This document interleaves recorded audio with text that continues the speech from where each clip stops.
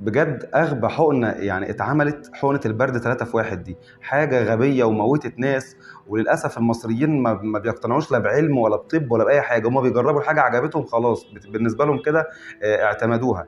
يا جماعه حقنه الثلاثه في 1 دي عباره عن حقنه مضاد وحقنه كورتيزون وحقنه فولتارين. طب الناس بتحبها ليه؟ عشان الاعراض بتختفي، ودي حاجه بالنسبه لهم جميله. طب هي الاعراض ليه بتختفي؟ حضرتك لما في ميكروب بيدخل جسمك خلايا المناعه بتقعد تهاجمه، والخناقه دي بيظهر لها اعراض سخونيه، تكسير، همدان. فبمجرد ما خدت حقنه الكورتيزون اللي هي الدكسا، الحقنه دي عملت ايه؟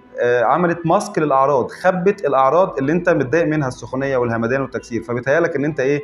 بقيت كويس.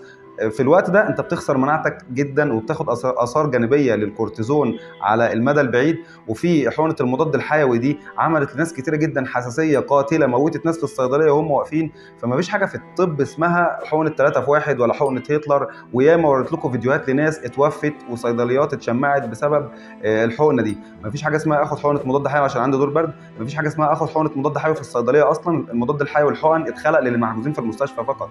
ما فيش حاجه اسمها عد اخد حقنه وامشي، يا كورس يا مش كورس. وفي المستشفى لو حقن وقراص وبرشام وشراب لو في البيت شكرا.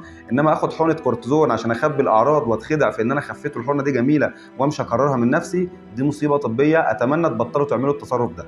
حذرت وزارة الصحة والسكان من حقنة البرد التي يطلق عليها الخلطة السحرية لعلاج البرد، وتتكون من مضاد حيوي ومسكن للآلام وكورتيزون، وما لها من مردود غير إيجابي على الصحة العامة.